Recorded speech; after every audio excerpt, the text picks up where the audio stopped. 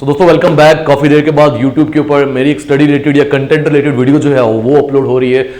इससे पहले नोटिफिकेशन की एक्सप्लेनेशन वीडियोस जो है वो टाइम टू टाइम वक्त पे अपलोड होती रही। बड़ी वीडियो काफी देर के बाद जो मैं YouTube पे आ रहा हूँ, मेन रीजन यही है, was totally busy in offline classes. फिर उस पर कुछ कोर्सेज भी हमारे चल रहे थे, वहाँ बिजी था। अब उनसे ऑलमोस्ट मैं फ्री हो चुका हूँ, तो मैथ्स एंड रीजनिंग के रिगार्डिंग काफ़ी क्वेश्चंस जो है वो मैं आप तक पहुँचाने की पूरी कोशिश करूँगा। इस वीडियो में हमने मेनली पढ़ना क्या है, मैं पहले आपको वो बता देता हूँ। आप सभी को मालूम है कि रिक्रूटमेंट रूल्स जो हैं वो फ्रेम कर दी गई हैं किसके, सब इंस्पेक्टर वाले। JKSSB ने एग्जाम लेना है, कुछ चीज़ें उन्होंने क्लियर भी की है, आइडिया भी दिया है कि नोटिफिकेशन आउट होने वाली है, सिलेबस के रिगार्डिंग कुछ आइडिया दिए। तो ऐसे में स्टूडेंट्स जो हैं वो देखना चाहते हैं, समझना चाहते हैं कि पिछली जो रिक्रूटमेंट हुई थी वहां पर क्या सवाल पूछे गए थे, करने का तरीका क्या था। तो इस वीडियो के अंदर टोटली जो मैथ्स एंड रीजनिंग के प्रीवियस आस्क्ड क्वेश्चंस थे जो कि साल 2018 की रिक्रूटमेंट में पूछे गए थे JKPSI की, वो लूंगा मैथ्स एंड रीजनिंग के सिर्फ। उसके ऊपर हम एक्सप्लेनेशन देखेंगे कि सही तरीका क्या है उन क्वेश्चंस को सॉल्व करने का। क्या वाकई हमें फॉर्मूला बेस्ड अप्रोच रखनी चाहिए क्वेश्चंस को सॉल्व करने की, या फिर अगर हमारे कॉन्सेप्ट्स क्लियर है तो हम उस पर शॉर्ट ट्रिक्स जो है वो भी अप्लाई कर सकते हैं। तो कुल मिला के ये आज हम इस वीडियो में देखने वाले हैं। दोस्तों, मेरा नाम पंकज कपूर, आप सब देख रहे हो विंग्स से उड़ान। स्क्रीनशॉट लेने का समय नहीं है, समय की जरूरत नहीं है, क्योंकि मैं काफी देर के बाद LED के ऊपर भी वीडियो बनाने लगा हूं। तो आपको मैं पहले एक चीज क्लियर कर दूं दोस्तों, ये वीडियो लास्ट तक जरूर देखना। मैं आई थिंक पहली बार ये चीज बोल रहा हूँ, मैं इसलिए बोल रहा हूँ क्योंकि वीडियो को देखने के बाद आपको ये आइडिया होगा कि JKPSI की प्रीवियस रिक्रूटमेंट में जो सवाल पूछे गए थे, चाहे मैथ्स रीजनिंग के हो या काफी सवाल GS के भी हो, वो कहां से उठाए गए थे। क्योंकि जो भी ये रिक्रूटमेंट बोर्ड्स होते हैं, ऐसा नहीं होता कि जो टीचर्स उसमें पेपर डालते हैं वो हर एक सवाल को खुद से फ्रेम करते हो, न्यू क्वेश्चंस बनाते हो। सवालों को बहुत बार स्टैंडर्ड बुक से उठाया जाता है, बहुत बार जो प्रीवियस एग्जाम्स होते हैं वहां से उठाया जाता है, जो अच्छे लेवल के होते हैं। और आपको मालूम है 18 की रिक्रूटमेंट में जो 2018 में हुई थी, कहीं ना कहीं JKPSI या जो जम्मू कश्मीर पुलिस डिपार्टमेंट है, क्योंकि उन्होंने लिया था एग्जाम, क्लियर किया था कि UPSC को फॉलो करेगा आपका जो एग्जाम होगा, और हुआ भी ऐसा। मैं आपको बताऊं, मैथ्स एंड रीजनिंग के जो सवाल पूछे गए थे, ये सभी सवाल ऑलमोस्ट 15 या 17 सवाल थे, बट मेरे हिसाब से 13 या 14 सवाल जो है ये UPSC CSAT साल 2017 के पेपर से उठाए गए हैं। CSAT होता है सिविल सर्विसेज एप्टीट्यूड टेस्ट, और UPSC के under paper 1 GS, paper 2 CSAT होता है, जिसमें मैथ्स एंड रीजनिंग होती है। वहां से सवाल उठाए थे और वो डिट्टो क्वेश्चंस उठाए गए, ज्यादा उनके साथ छेड़छाड़ भी नहीं की गई, वहां से उठाए कॉपी पेस्ट करके आपके एग्जाम में डाले गए। तो ये मैं आपको इसलिए बोल रहा हूं क्योंकि ऐसा सिर्फ उस एग्जाम में नहीं हुआ, बहुत सारे एग्जाम्स में ऐसा होता है कि पिछले एग्जाम्स में से सवालों को उठा के कॉपी पेस्ट किया जाता है, कुछ स्टैंडर्ड बुक से सवाल उठाए जाते हैं। ये चीज स्टूडेंट को नॉर्मली पता नहीं होती। स्टूडेंट यही सोचता है कि नए क्वेश्चंस फ्रेम किए जाएंगे, बट अगर आपने अच्छी बुक से पढ़ा हुआ है, प्रीवियस क्वेश्चन पेपर सॉल्व किए हुए हैं, वो काफी हेल्प करता है आपको। वो ऐसा GS में भी हुआ था।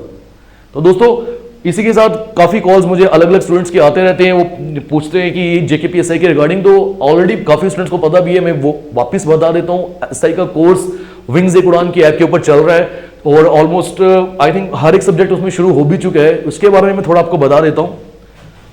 हाँ दोस्तों, यहाँ पर अगर आप देखेंगे तो ये है JNK पुलिस सब इंस्पेक्टर की रिक्रूटमेंट का कोर्स। आप इस कोर्स में क्लिक करोगे, पहले आपको विंग्स एक उड़ान ऐप डाउनलोड करनी है प्ले स्टोर से। डाउनलोड करने के बाद आप स्टोर सेक्शन में जाओगे, वहां आपको ये कोर्स दिखेगा। इस कोर्स को जब आप ओपन करोगे तो आप क्या कर सकते हो, आप जो कंटेंट इसका है, कितनी वीडियोस अपलोड हुई है, वो सब चीजें जो है इस कोर्स में वो देख सकते हो। मैं आपको बता दूं, ऑलमोस्ट 100 वीडियोस जो है वो इस कोर्स में अपलोड हो चुकी है। 100 वीडियोस, जिसमें I am personally dealing with maths and reasoning. Maths and reasoning में जो भी चैप्टर्स मैंने शुरू किए, मैं आपको एक बार वो भी बता देता हूं।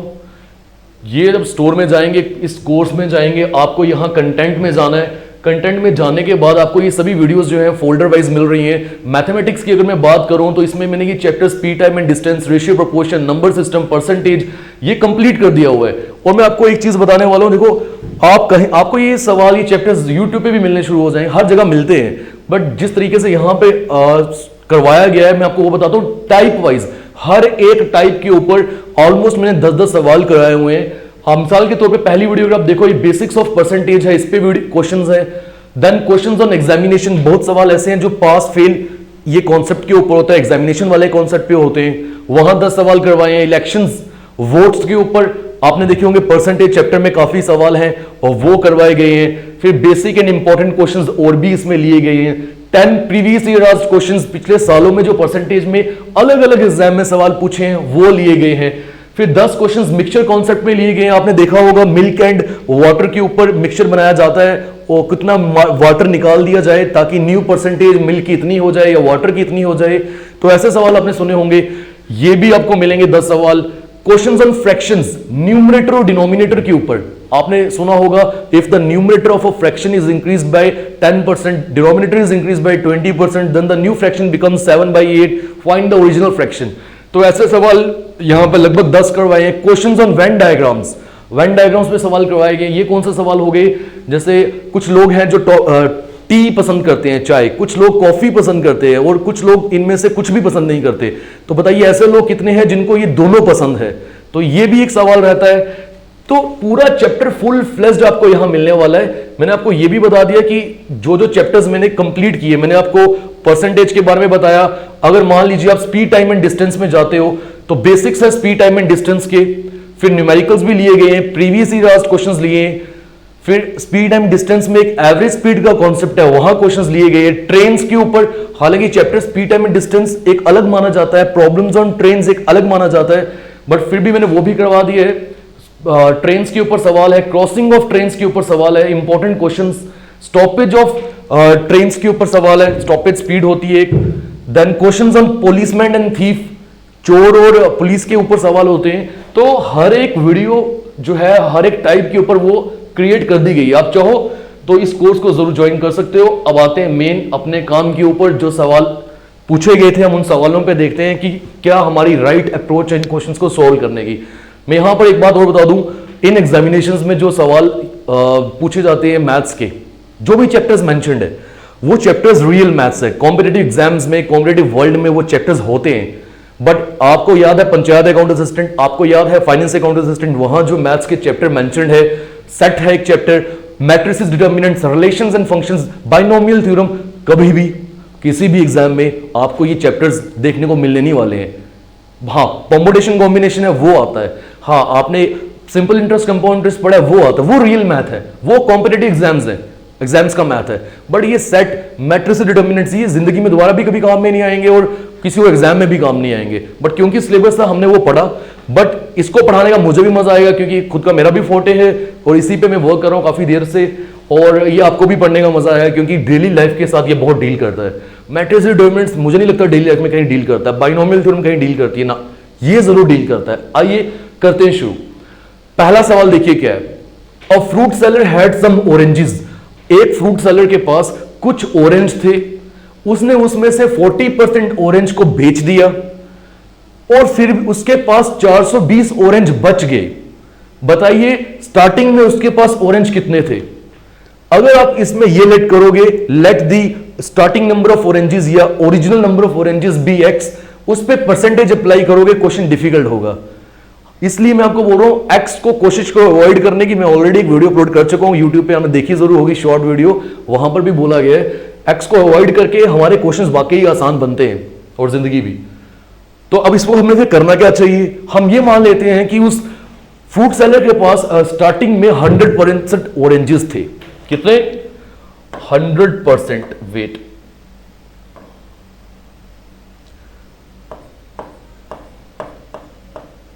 हंड्रेड परसेंट कौन सा आ गया? Original number. उसमें से उसने 40% ऑरेंजेस को बेच दिया, मींस ये उसने सोल्ड कर दिए। तो आप मुझे बताइए क्या उसके पास अब 60% ऑरेंजेस जो हैं वो बचेंगे या नहीं रिमेनिंग? हमने परसेंटेज में ये देख लिया कि कितने परसेंट ऑरेंज उसके पास बचेंगे, बट एग्जाम में या क्वेश्चन में अगर आप ध्यान से देखो, क्वेश्चन में आपको यह बताया गया है कि उसके पास 420 ऑरेंज बचे हैं, वो नंबर में बताया है। तो आपको करना क्या है, सिंपली इस 60% को 420 के साथ इक्वेट करना है। तो परसेंटेज जो है एक बार अगर आपने नंबर के साथ इक्वेट कर ली, आप ये मान के चलो अब आपका सवाल जो है वो सॉल्व हो चुका है। बस अब आपको करना क्या है, यहां से 1% की वैल्यू निकालनी है, वो आएगी 420/60। बट उसने तो हमें पूछा था कि ओरिजिनली स्टार्टिंग में उसके पास कितने ऑरेंजेस थे, हमारे अकॉर्डिंगली 100% है, हमें 100% की वैल्यू निकालनी है। 1% अगर इतना है 420/60, तो 100% कितना होगा? मैंने 1 को 100% बनाने के लिए 100 से लेफ्ट में मल्टीप्लाई किया, तो मुझे राइट में भी करना है। तो ये 0 कैंसिल हो गया, 6 7 42, 7 × 100। इसका मतलब शुरुआत में उस फ्रूट सेलर के पास 700 ऑरेंजेस थे। ऑप्शन सेकंड आपका बिल्कुल सही है। तो आप मुझे खुद बताओ कितना ही समय लगा इसको सॉल्व करने के लिए? आसान था।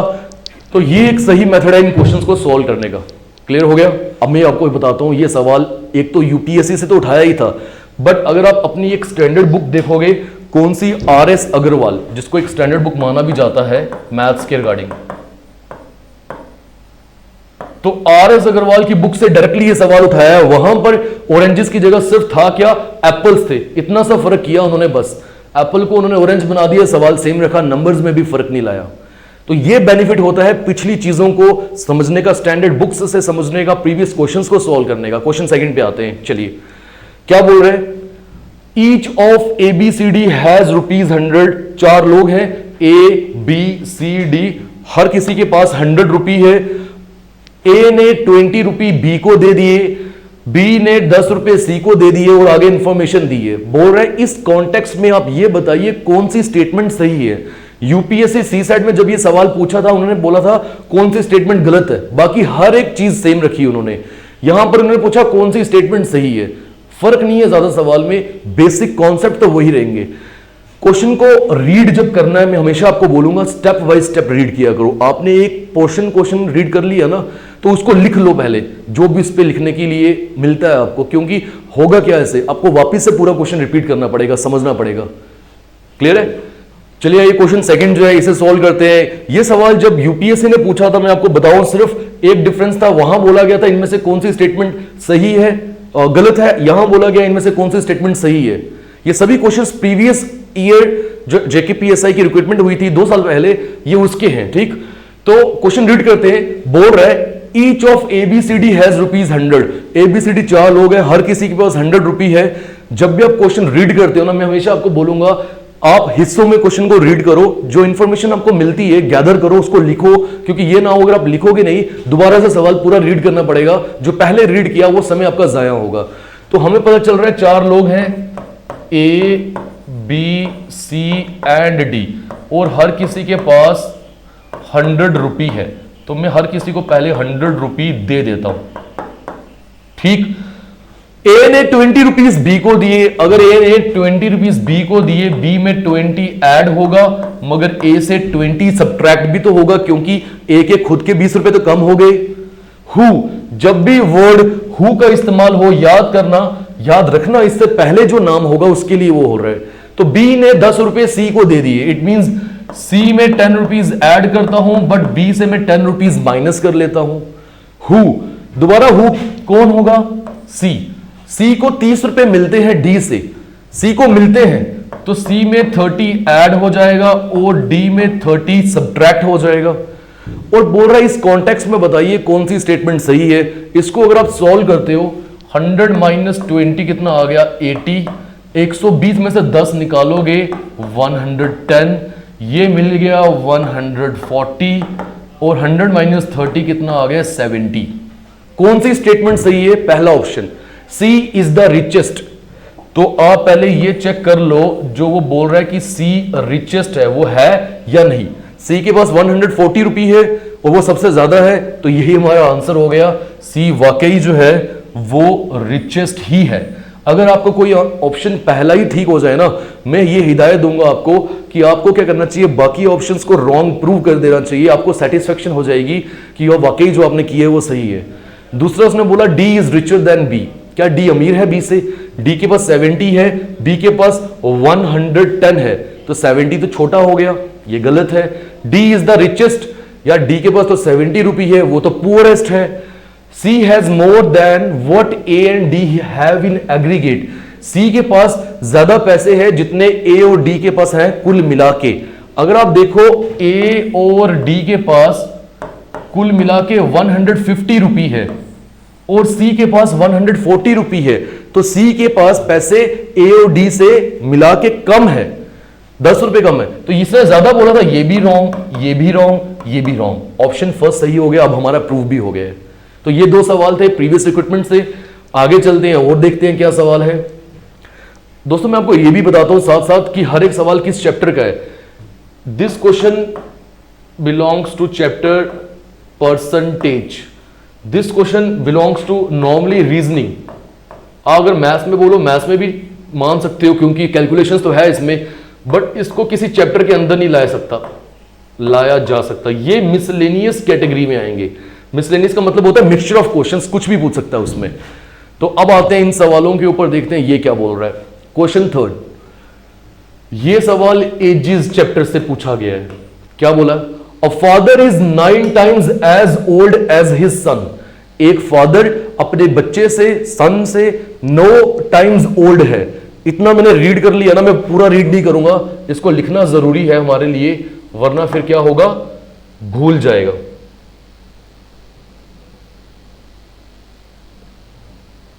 चलो, किसकी बात हो रही है? फादर की। ये लीजिए फादर, और फिर सन की भी हो रही है। उसने बोला फादर 9 times ओल्ड है सन से, तो हम मान लेते हैं सन की एज, क्योंकि हमें मालूम नहीं है ना, हमें तो मालूम ही नहीं है सन की एज कितनी है, तो मैं मान लेता हूं सन की एज 1 ईयर नहीं बोल रहा, 1 यूनिट बोल रहा हूं। यूनिट्स में लेंगे, आगे आपको पता चलेगा यूनिट्स की मतलब क्या हुआ है। तो अगर सन की एज 1 यूनिट है, फादर की उससे 9 times थी, इसका मतलब फादर की 9 यूनिट्स होगी, और मदर की 8 times है सन से, तो मैं यहां मदर भी लिख लेता हूं। मदर की सन से 8 टाइम है, अगर सन 1 है तो मदर की कितनी होगी, 8 यूनिट्स होगी। यह भी क्लियर हो गया। अब आगे बोल रहा है the sum of fathers and mothers age is 68 years. Father और मदर की एज कुल मिला के 68 ईयर्स होती है। आप ये देखो, आपके हिसाब से फादर और मदर की एज कुल मिला के कितनी होती है? 9 और 8 कितना हो गया? 17, 17 यूनिट्स होती है। तो जो चीज हमारे अकॉर्डिंगली 17 यूनिट्स है, वो चीज एग्जामिनर के अकॉर्डिंगली, क्वेश्चन के अकॉर्डिंगली 68 ईयर्स है। तो हमें यह समझ आ गया कि 17 यूनिट्स जो है वो कहीं ना कहीं 68 ईयर्स के इक्वल हो गया। आपको यह भी क्लियर हो गए। आप 1 यूनिट की वैल्यू निकाल लो यहां से, जब बॉक्स बन जाए। देखो मैंने पहले भी बताया है, बॉक्स बन गया तो सोचो आपका क्वेश्चन सॉल्व है। यहां से मैं निकालता हूं 1 यूनिट की वैल्यू, वो आएगा 68/17। 17 4 होता है 68, इसका मतलब 1 यूनिट जो है वो 4 सालों के बराबर है। क्लियर? उसने पूछा क्या था? What is the age of son. बेटे की उम्र पूछी। बेटे के पास कितने यूनिट्स हैं? 1 ही यूनिट है। 1 यूनिट अभी हमने देख लिया है, किसके बराबर है? 1 यूनिट 4 साल के बराबर। इसका मतलब 1 को मैं 4 से अगर मल्टीप्लाई करूं तो सन की एज आ गई 4 इयर्स। कौन सा ऑप्शन सही हो गया? ऑप्शन 4 जो है वो बिल्कुल सही है। यहीं पर अगर मान लो सन के पास 2 यूनिट्स होते तो 2 into 4 वो 8 साल का होता। सन के पास 3 यूनिट्स होते, 3 into 4 वो 12 साल का होता। आप समझे ये पॉइंट? चले, अब मैं आपको बता देता हूं उस तरीके से भी जिस तरीके से बच्चे सॉल्व करते हैं। हालांकि इस सवाल में कुछ ज्यादा फर्क नहीं पड़ने वाला, बट आप एक्स सेलेक्ट करोगे, आगे सवालों में मुश्किल हो जाएगा जब बड़े सवाल होंगे, तो मैं वो भी बताता हूं। ये लो, मैंने फादर भी ले लिया, सन भी ले लिया, मैंने मदर भी ले ली। सन की एज हमें पता नहीं थी, हमने एक्स सेलेक्ट कर ली। फादर की एज सन से 9 टाइम्स है, तो ये लीजिए 9x। मदर की एज सन से 8 टाइम्स है, ये लीजिए 8x। फिर उसने बोला था कि अगर हम फादर की एज और मदर की एज को जोड़ दें तो हमारे पास कुल मिला के 17 क्या बनता है? उसने बोला था 68 ईयर्स, हमें कितना मिल रहा है? 17x।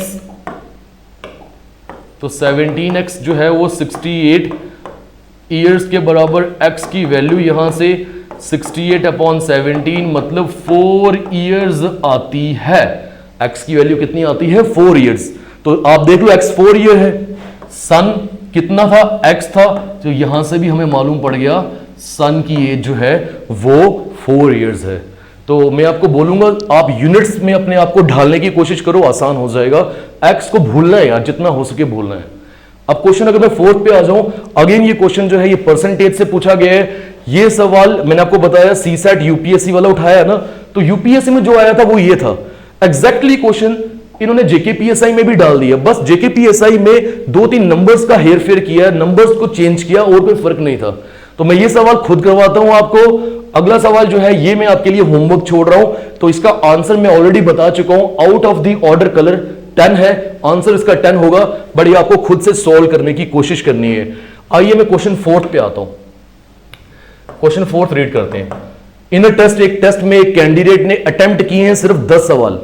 अटेम्प्ट 10 सवाल किए हैं, इसका मतलब ये नहीं है कि सवाल 10 ही होंगे, सवाल तो बहुत ज्यादा भी होंगे। और हर एक सवाल में उसने 50% मार्क्स लिए। मतलब अगर एक सवाल जो है मान लो वो 20 नंबर का है, तो 50% का मतलब क्या हो गया, आधे नंबर लिए, तो उसने 10 नंबर लिए 20 में से। If he obtained a total of 25% marks in the test, अगर उसने कुल मिला के 25% नंबर लिए हैं टेस्ट में, तो बताइए, ये भी बोला है कि all the questions carried equal marks, हर एक सवाल एक इक्वल नंबर का है, जितने का भी एक होगा हर एक सवाल उतने नंबर का है। तो how many questions were there in the test, total questions test में थे कितने, ये वो पूछ रहे हैं। आप समझ गए ये बात। आइए, ऐसे सवालों को हमें करना कैसे चाहिए इनिशिएट। हमें यही नहीं मालूम कि हर एक सवाल कितने नंबर का, हमें लेट करना पड़ेगा तभी सॉल्व होगा। मैं बोलता हूं लेट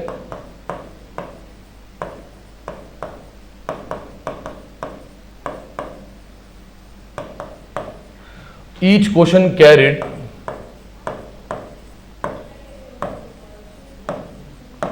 इक्वल मार्क्स। हम लेट करते हैं कि हर एक सवाल जो है वो इक्वल मार्क्स कैरी कर रहा है। ये समझ आया आपको।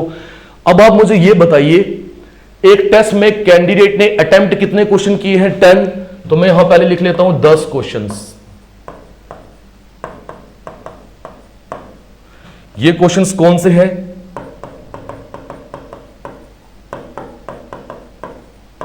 Attempted questions. ठीक, हमने क्या लेट किया, हर एक क्वेश्चन कैरिड इक्वल मार्क्स तो दिया हुआ था, हमने लेट कर लिया इक्वल मार्क्स वो कितने हैं। मैं मान लेता हूं हर एक सवाल जो है वो कितने नंबर का मानना है, आप बोलो 20 नंबर का मान ले। चलो मैं मान लेता हूं हर एक सवाल जो है वो 20 मार्क्स का है। ठीक है, मान लेता हूं अटेम्प्ट उसने 10 सवाल किए थे, तो एक सवाल अगर 20 नंबर का है, 10 सवाल कितने नंबर के होंगे, 10 इंटू 20 का मतलब क्या हो गया, 200 मार्क्स के सवाल होंगे सारे। अब वो ये बोल रहा है कि उसने सिक्योर किया है 50% marks in each of the questions. मतलब सवाल अगर 20 नंबर का है, तो वो हर एक सवाल में 10 ही नंबर ले रहा है। 50% मतलब हाफ। तो 10 सवाल जो थे वो 200 नंबर के थे। उसने कितने नंबर लिए होंगे, इन 200 का 50% लिया ना उसने। इसका मतलब जो उसने मार्क्स सिक्योर किए हैं वो किए हैं 100 मार्क्स।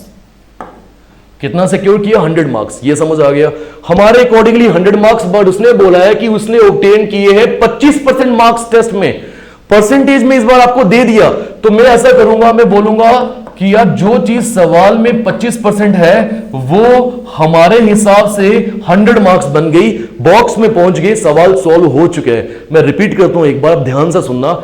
हर एक सवाल जो है हमने बोला 20 नंबर का है, उसने 10 सवाल किए थे, तो उतने 10 सवाल जो है वो 200 नंबर के बन गए। 10 सवाल करने का मतलब ये नहीं है कि पेपर में 10 ही थे, पेपर में ज्यादा थे, वही तो पूछा है उसने कितने थे। तो 10 सवाल थे 200 नंबर के, बट उसने 50% मार्क्स लिए हर एक सवाल में। तो टोटल मार्क्स का मैंने 50% किया, इसका मतलब उसने हाफ 100 मार्क्स लिए हैं 10 सवालों को अटेम्प्ट करने के बाद। क्योंकि हर एक सवाल में 20 नंबर का सवाल है, उसने 10-10 नंबर लिए होंगे, तो कुल मिला के 100 मार्क्स लिए हैं। बट परसेंटेज के अकॉर्डिंगली देखा जाए, वो कह रहा है पूरे टेस्ट के ये 25% नंबर बनते हैं। तो यहां से मुझे यह मालूम पड़ेगा कि पूरा टेस्ट कितने नंबर का होगा। यहां से 1% की अगर मैं बात करूं,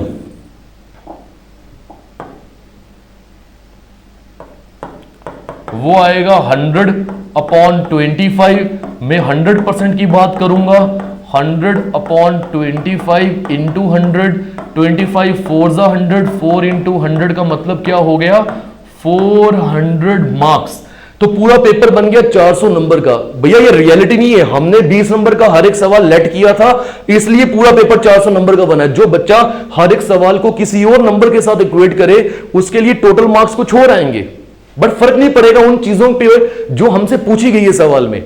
अब ये बोल रहे कितने क्वेश्चंस थे, तो आप मुझे एक बात बताओ, खुद बताओ आप यार, अगर हर एक क्वेश्चन 10 नंबर का हो और पेपर है 20 नंबर का, कितने क्वेश्चन होंगे? 20 डिवाइडेड बाय 10, 2 क्वेश्चन होंगे ना। हर एक क्वेश्चन तो 10 नंबर का है। वैसे ही टोटल नंबर कितने हैं? टोटल नंबर है 400। हर एक क्वेश्चन कितने नंबर का है? हर एक क्वेश्चन हमारे अकॉर्डिंगली 20 नंबर का है। इसको अगर मैं सॉल्व करूंगा मुझे क्या मिलेगा? मुझे मिलेगा नंबर ऑफ क्वेश्चंस। इसे सॉल्व करो, कितना आ गया? 20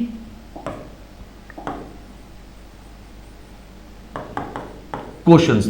सॉल्व करने के बाद हमें क्या मिल गया? 20 क्वेश्चन। इससे हमें यह मालूम पड़ गया इस सवाल में, ये जो एग्जाम है, इस एग्जाम में 20 क्वेश्चन होंगे, ये हमें क्लियर हो गया। अब तो दोस्तों ये था सवाल, आसान था, समझने वाला था, बट अगर आप समझ चुके हो, होमवर्क जो है वो आप बड़े आराम से कर लोगे। मैं आपको एक चीज जरूर बता दूं यहां पर कि अगर आपको लगता है कि सर अगर मैं 20 मार्क्स सेलेक्ट नहीं करता हर एक सवाल के, मैं 30 करता, क्या फर्क पड़ता लास्ट में?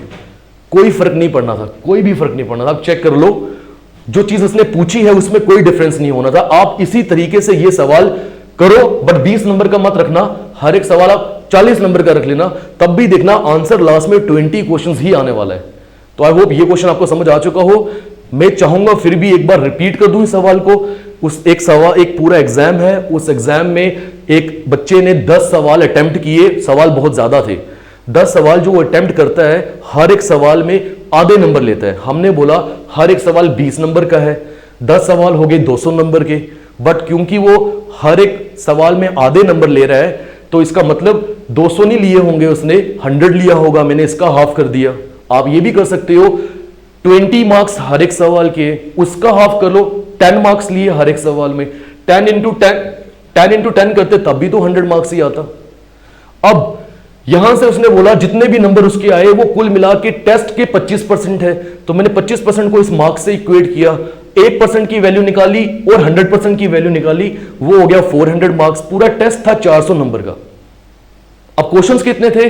400 नंबर का टेस्ट है, 20 नंबर का एक क्वेश्चन है। अगर मैं डिवाइड करूंगा मुझे मिल रहा है 20, तो 20 सवाल होंगे इसमें। आइए अब आगे चलते हैं।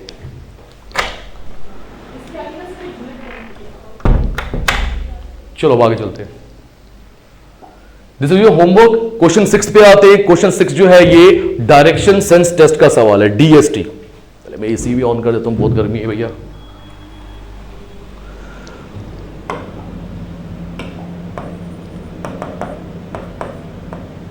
डायरेक्शन सेंस टेस्ट का सवाल है। Ram and Afzal start from the same point. ये भी सी साइड से उठाया गया है। बोल रहा है राम और अफजल जो है वो एक ही पॉइंट से शुरू करते हैं, मगर वो ऑपोजिट डायरेक्शंस में शुरू करते हैं। ये समझिए आप, हर 1 किलोमीटर चलने के बाद राम हमेशा लेफ्ट टर्न मारता है और अफजल हमेशा राइट टर्न मारता है। अब बोल रहा है बताइए कौन सी स्टेटमेंट इसमें से सही है। तो हम पहले फिगर बनाएंगे, हम डायरेक्शन सेंस टेस्ट के अकॉर्डिंगली जो ट्री बनता है वो बनाएंगे, जो भी फिगर बनती है वो बनाएंगे, और फिर देखेंगे ये पूछ क्या रहा है हमसे। तो पहला पॉइंट, राम और अफजल सेम पॉइंट से शुरू करते हैं। ये लीजिए, मैंने एक पॉइंट ले लिया, मैंने बोला राम और अफजल दोनों इसी पॉइंट पे खड़े हुए थे, but in opposite directions. Ram अगर लेफ्ट जाता है अफजल राइट जाएगा, राम ऊपर जाएगा तो अफजल नीचे जाएगा। आप कुछ भी कर सकते हो क्योंकि पहले से बताया नहीं है कि वो किस डायरेक्शन में जा रहे हैं। ठीक, मैं मानता हूं कि राम यहां जा रहा है लेफ्ट। दोस्तों आप मुझे बताओ, अगर राम लेफ्ट जाएगा तो अफजल कहां जाएगा? अफजल राइट जाएगा। ये आपको समझ आ रहा है? आफ्टर ईच 1 किलोमीटर, हर 1 किलोमीटर चलने के बाद राम लेफ्ट मारता है टर्न, अफजल राइट मारता है टर्न। तो देखो राम को मैंने 1 किलोमीटर चला दिया। कितना चला दिया? 1 किलोमीटर। जब राम 1 किलोमीटर चल गया, मैं हमेशा बोलूंगा डायरेक्शन सेंस टेस्ट में एरो जरूर बना लो, आपको पता चलेगा इंसान गया कहां पर है। तो राम मारेगा कौन सा? Left turn. जो इंसान वहां जा रहा है उसका लेफ्ट नीचे राइट ऊपर, इसका मतलब राम नीचे आएगा। यह समझ रहे हो? चलेगा तो वो 1 किलोमीटर ही, क्योंकि हर 1 किलोमीटर के बाद टर्न मार रहे हैं। और अफजल जो है वो यहां गया था ना, कितना चला था अफजल? अफजल भी 1 किलोमीटर चला था। अब अगेन अफजल क्या करेगा, वो राइट टर्न मारता है, तो जो यहां जा रहा है उसका राइट नीचे, तो अफजल नीचे आ गया। कितना चला? Again 1 kilometre. ये भी कितना था? 1 किलोमीटर। ये भी क्लियर हो गया। अब आगे देखिए, दोबारा से राम 1 किलोमीटर चलने के बाद लेफ्ट टर्न मारता है, जो इंसान नीचे आ गया उसके लिए लेफ्ट यहां होगा, इस तरफ होगा, तो ये लीजिए 1 किलोमीटर। अब मैं बिल्कुल इस पॉइंट के नीचे रोकूंगा क्योंकि ये भी 1 किलोमीटर था और ये भी 1 किलोमीटर। और इन्होंने बोला अफजल राइट टर्न मारता है, जो इंसान यहां है उसके लिए राइट इस तरफ होगा, इस तरफ होगा, मतलब अफजल जो है वो यहां आएगा, ये लीजिए 1 किलोमीटर। इस पोजीशन पे आने के बाद दोबारा से राम और अफजल की क्या हो जाएगी? उनकी मीटिंग हो जाएगी। आपको यह समझ आता है? राम और अफजल की मीटिंग हो जाएगी इस पॉइंट पे। इन्होंने बोला कौन सी स्टेटमेंट सही है? दे नेवर मीट, वो कभी मिलेंगे नहीं। एक पॉइंट से शुरू करने के बाद वो कभी मिलेंगे नहीं। यार वो तो मिले हैं, उनकी तो मीटिंग हुई है। ये ऑप्शन हो गया wrong. They meet after each has travelled 4 kilometre. वो तब मिलते हैं जब हर एक ने 4 किलोमीटर ट्रेवल किया हो। राम ने कितना किया है? 1 + 1 2 + 1 3। अफजल ने भी कितना किया है? 3। ये भी गलत है। उसने बोला 4 किलोमीटर के बाद मिलती है। भैया 3 किलोमीटर के बाद मिलते हैं। After both have travelled 2 kilometre the distance between them is 4 kilometre. कह रहे जब इंडिविजुअली इन्होंने 2-2 किलोमीटर ट्रेवल कर लिया हो। राम जब 2 किलोमीटर ट्रेवल कर रहा था इस पोजीशन पे पहुंच रहा है, अफजल भी जब 2 किलोमीटर ट्रेवल कर रहा है इस पोजीशन पे पहुंच रहा है, ये वाली। तो इनके बीच की दूरी कितनी है? ये कितनी थी? 2 किलोमीटर। उन्होंने बोला उनके बीच की दूरी 4 किलोमीटर है। ये भी रॉन्ग हो गया। They meet after each has travelled 3 kilometre. अभी हमने बता दिया था, ये तो बिल्कुल सही है। देखो राम भी 3 किलोमीटर चलने के बाद मीटिंग होती है अफजल के साथ, अफजल भी 3 किलोमीटर चलता है, तो मतलब ये हो गया ऑप्शन 4 जो है वो आपका सही आंसर है। देखो आप बुक्स में देखोगे ना, ये सवाल आपको मिलेगा नहीं। ये जेकेपीएसआई ने भी खुद से क्रिएट नहीं किया, बट जब यूपीएससी का एग्जाम हुआ था उन्होंने ये पहली बार क्वेश्चन फ्रेम किया, नया सवाल बनाया। दैट्स द रीजन उनको स्टैंडर्ड क्वेश्चन माने जाते हैं, स्टैंडर्ड पेपर माना जाता है। तो ये फिर अब बुक्स में जरूर दिखेगा, पर पहले ये बुक्स में नहीं था। आगे चलते हैं दोस्तों। ये जो मैं 2 सवाल लेकर आया हूं आपके लिए, ये दोनों जो है ये बहुत इंपॉर्टेंट है। ये दोनों सवाल मैं आपको बोलूंगा। मेंसुरेशन सुना होगा आपने। मेंसुरेशन क्या होता है? ये मैथ्स में जहां आप ट्रिग्नोमेट्री सुनते हो, 3D फिगर सुनते हो, 2D फिगर सुनते हो, ये सवाल वहां से उठाए गए हैं। मेंसुरेशन जरूर एलिमेंट्री मैथमेटिक्स में जेकेपीएसआई में होगा। तो सवाल क्या है, रीड करते हैं। और rectangular field has to be fenced on 3 sides leaving one of the sides 20 feet uncovered. एक रेक्टेंगुलर फील्ड है या एक रेक्टेंगल है, उसको आपने फेंसिंग करनी है। फेंसिंग का मतलब हो गया मान लो चारों तरफ से तार लगानी है, बट इन्होंने बोला 3 तरफ से लगानी है और एक तरफ को आपको छोड़ देना है। जो साइड आप छोड़ रहे हो वो 20 फीट की है। तो पहले मैं क्यों ना काम ही कर लूं, मैं रेक्टेंगुलर फील्ड बना लेता हूं यार। ये लो, ये मैंने क्या किया, रेक्टेंगुलर फील्ड को बनाने की कोशिश की। कैसी लग रही है फिगर? ठीक लग रही है। तो मैं मानता हूं इस साइड को फेंस करना है, इसको भी करना है और इसको भी करना है, बट इसको अनकवर्ड रखना है। उसने बोला है ना अनकवर्ड रखना है, तो मैं मानता हूं इसको अनकवर्ड रखा। अगर इसे अनकवर्ड रखा है तो ये कितने फीट की होगी? 20 फीट की होगी। ये आपको समझ आ गया?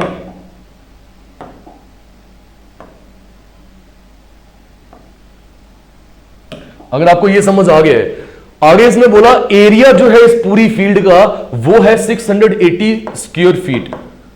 जो एरिया है ना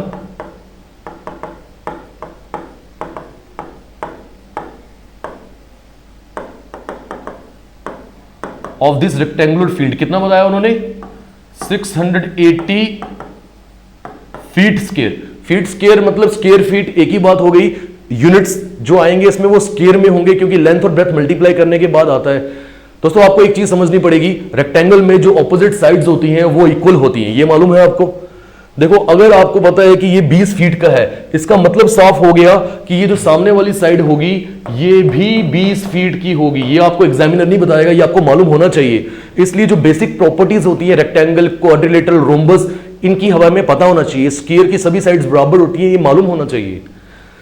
तो अब बात आती है कि ब्रेथ, अगर मैं इसको ब्रेथ मानूं तो लेंथ कितनी है वो मालूम नहीं है, बट क्योंकि इन्होंने आपको एरिया दिया हुआ है, आप एरिया से निकालोगे पहले ब्रेथ, जिसकी वजह से ये वाली साइड और ये वाली साइड आपको मालूम पड़ जाएगी, और फिर जब फेंसिंग करनी है तो दिस प्लस दिस वो आएगा। हालांकि फेंसिंग में पेरीमीटर यूज होता है, sum of all the sides, but इधर भी वही यूज हो रहा है, बस इस साइड को आपने इग्नोर करना है, इसको निग्लेक्ट करना है। तो मैं पहले एरिया जो है ना, इसका फॉर्मूला क्या होता है,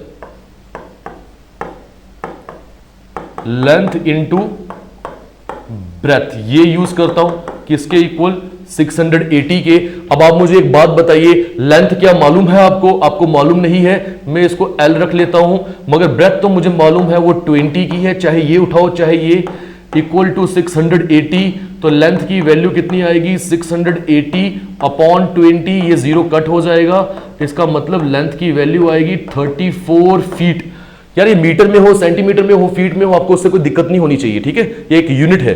तो हमें ये मालूम पड़ गया भैया कि जो लंबाई है, ये लंबाई कितनी आ गई, 34 फीट। तो ऑपोजिट लंबाई भी कितनी होगी फिर, 34 फीट, क्योंकि लंबाई ऑपोजिट साइड्स इक्वल होती हैं। अब आपसे एग्जामिनर ने पूछा था how many feet of fencing will be required, तो सिंपल सी बात है, आपको इसको और इसको कवर करना है, तो आप क्या करोगे, इस 34 फीट प्लस 20 फीट प्लस इस 34 फीट को ऐड कर लोगे, इसको निग्लेक्ट करना है क्योंकि इसको अनकवर्ड रखना है। तो ये कितना मिलेगा, 3 3 6 2 8, 88 स्क्वायर फीट की फेंसिंग होगी। इन्होंने बोला ना कितनी फीट की फेंसिंग होगी, 88। तो कौन सा ऑप्शन सही हो गया, ऑप्शन जो थर्ड है ये बिल्कुल सही हो गया। तो एक अच्छा क्वेश्चन था, मजेदार क्वेश्चन था, बट प्रोवाइडेड आपको ये फॉर्मूलेस के बारे में जानकारी अच्छे से हो। लास्ट क्वेश्चन पे आते हैं, वो समझते हैं। अब इस सवाल में एग्जामिनर ने हेक्टर्स दे दिया, बच्चे डरते हैं उससे, हालांकि इसका कोई इस्तेमाल ही नहीं है। एक लार्ज फील्ड है 700 हेक्टर्स की, एक बहुत बड़ी फील्ड है। चलो अगेन मैं क्या करता हूं, मैं उस फील्ड को बनाने की कोशिश करता हूं। ये लो, ये मैंने एक बहुत बड़ी फील्ड ले ली, इसका ये जो 700 हेक्टेयर्स है ना, ये बस आपको पता होना चाहिए ये एरिया है। एरिया कितना दे दिया उन्होंने, यहां लिख दूं मैं, इसके नीचे लिखता हूं, ओहो वेट जी, एरिया दिया है उन्होंने 700 हेक्टेयर्स, ठीक। It is divided into 2 parts, इसके बीच से 2 हिस्से कर देते हैं, एक हिस्सा ये हो जाएगा, एक हिस्सा वो हो जाएगा। ये समझ आ गया आपको? द डिफरेंट, देखो इसका अलग एरिया आएगा, ये एरिया अलग होगा और ये एरिया अलग होगा। उसने जो कंडीशन दी है आपको, वो दी है जो डिफरेंस होगा इन दोनों के एरिया में। मैंने तो, इसने डिवाइड बोला ना 2 हिस्सों में, मैंने अचानक क्या किया, मैंने दोनों को बराबर बांट दिया, फिर तो डिफरेंस होगा ही नहीं, जितने का ये एरिया होगा उतना ही ये एरिया। बट क्योंकि डिफरेंस है तो इसका मतलब बराबर नहीं बटा होगा, एक एरिया बड़ा होगा एक छोटा होगा। तो जो एरियाज में डिफरेंस आ रहा है वो 1/5 है एवरेज ऑफ 2 एरियाज के। ये कंडीशंस को समझना जरूरी है। छोटे एरिया का उसने या छोटे हिस्से का उसने आपसे एरिया पूछा है, तो देखो अब हमें इसे कैसे करना है। जो कंडीशन उसने आपको दी है ना, पहले अच्छे से उस कंडीशन को यूज कर लो, आप अच्छे से यूज कर लो। मतलब क्या, उसने बोला है the difference of the areas of 2 parts. हम मान लेते हैं कि पहले पार्ट का एरिया कितना है, हम मान लेते हैं x, तो इस हिस्से का एरिया कितना होगा, इस हिस्से का एरिया होगा 700 माइनस एक्स। ये ऐसा क्यों बोल रहा हूं मैं, ऐसा इसलिए बोल रहा हूं क्योंकि हमें सामने ये दिख रहा है, ये बड़ा एक एरिया ये है, कुल मिला के 700 है, उसमें से अगर ये x हुआ तो ये कितना होगा 700 माइनस एक्स। अब क्योंकि वर्ड डिफरेंस का इस्तेमाल हुआ है, बताइए बड़ा एरिया कौन सा है, वो वाला। इसका मतलब ये मैं लिख लेता हूं यहां पर 700 माइनस एक्स, ये कौन सा एरिया आ गया,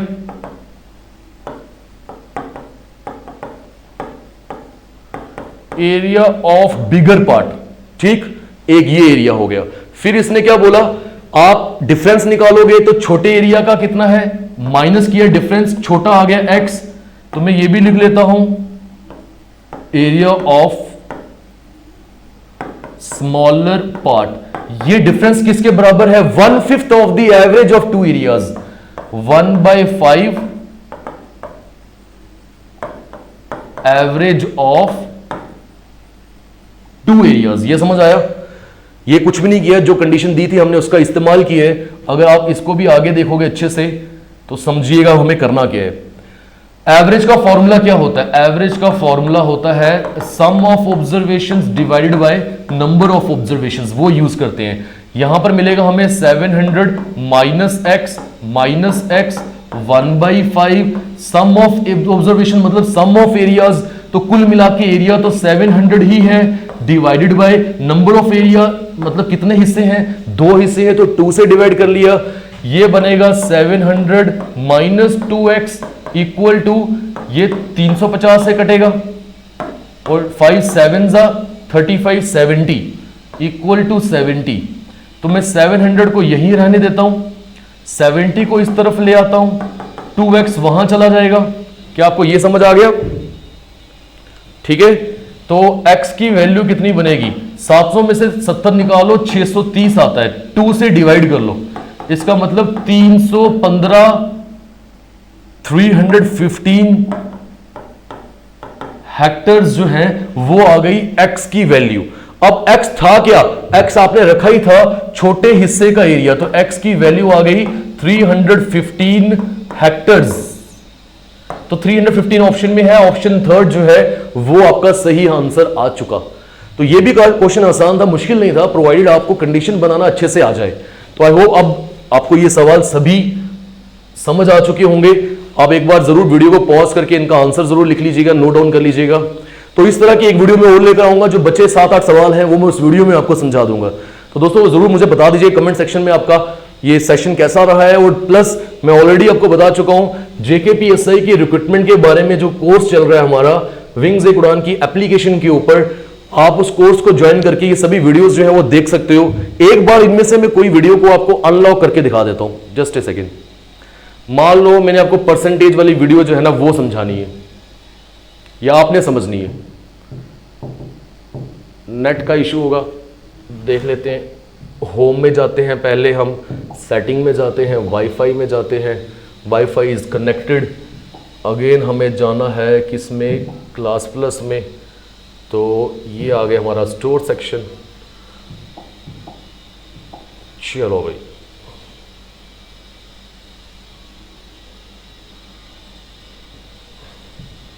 ये आ गया हमारा कोर्स। कंटेंट में गए आप, उसके बाद आप आ गए एलिमेंट्री मैथमेटिक्स में। मान लो आप परसेंटेज चैप्टर में आ चुके हो।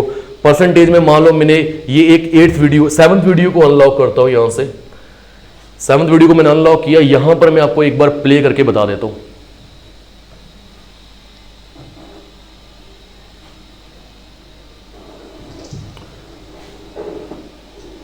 दोस्तों वेलकम बैक। परसेंटेज चैप्टर के ऊपर मिलेगा आपके लिए एक और वीडियो। इस वीडियो में हमने ब्लर क्यों आ रहा है? क्योंकि लास्ट वीडियो में बताया था कि कौन से क्वेश्चंस करने हैं, मैं रिपीट करता हूं। मेनली हमने करनी है न्यूमरेटर डिनोमिनेटर। तो इस तरह के ये सारे सवाल हैं, ये मैंने यहां पर करवा दिए हुए हैं। आप अगर देखोगे ये न्यूमरेटर एंड डिनोमिनेटर वाले क्वेश्चंस हैं। तो ये आपको सारा जो है इस पोर्शन में आराम से देखने को मिलेगा। If you want you can join. जिन स्टूडेंट्स को मालूम नहीं है वो इंस्टीट्यूट के नंबर पे कॉल करके जरूर पूछ सकते हैं कुछ भी। दोस्तों मिलते हैं आपसे अगली वीडियो में। ये तो मैं 2 बार हो गया यहाँ पर। मिलते हैं अगली वीडियो में। Till then take care and goodbye. जय हिंद।